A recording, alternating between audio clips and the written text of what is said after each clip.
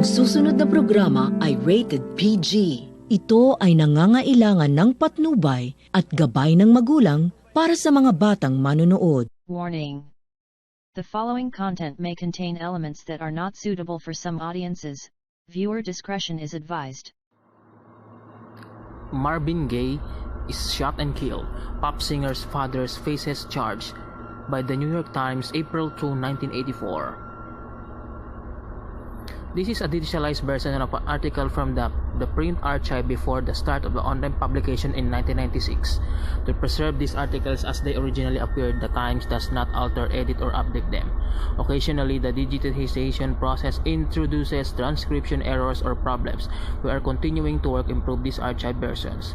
Marvin Gaye, who blended the soul music of the urban scene with the beat of the old-time gospel singer and became an influential force in pop music, was shot dead today.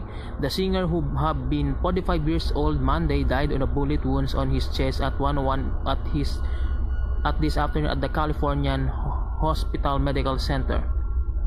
Police officials booked his father, the Reverend Marvin Gaye Sr., 70 years old, an apostolic minister, for investigation of murder.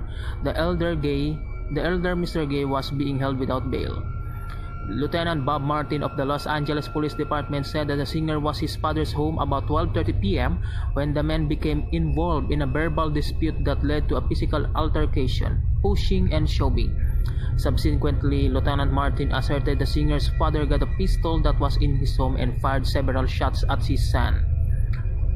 Lieutenant Martin said he did not know why the argument might have occurred, but said there were indications that there had been bad blood between the father and son recently.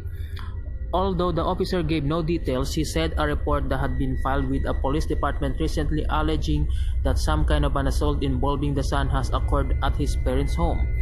Lieutenant Martin declined to comment on a report circulated by neighbors that the argument involved a birthday party that had been planned for the singer Monday. The singer, who was born in Washington on April 2, 1939, played the organ in church as a child. He later joined a generation of black performers including Diana Ross and Gladys Knight at the Pips, who, in the 1960s and 1970s, skyrocketed to fame out of Detroit under the Motown label. Among his early hits was I Heard It Through the Grapevine in 1968. It was reissued this year and featured in the soundtrack of the film The Big Chill.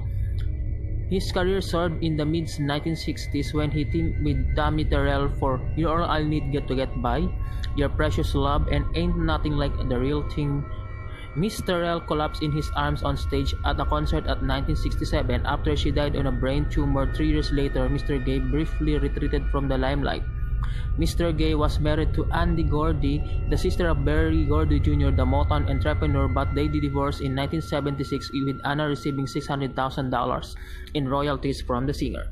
He filed for bankruptcy and encountered tax difficulties. Mr. Gaye was married a second time to Janice Hunter, with whom he had 2 children.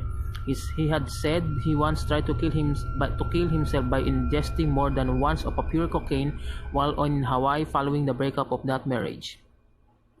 Mr. Gaye had increased the pace of his performing and recording in this country over the past year after spending an extended period of time in Europe. In 1981, CBS Records tracked him down in Europe and bought his Motown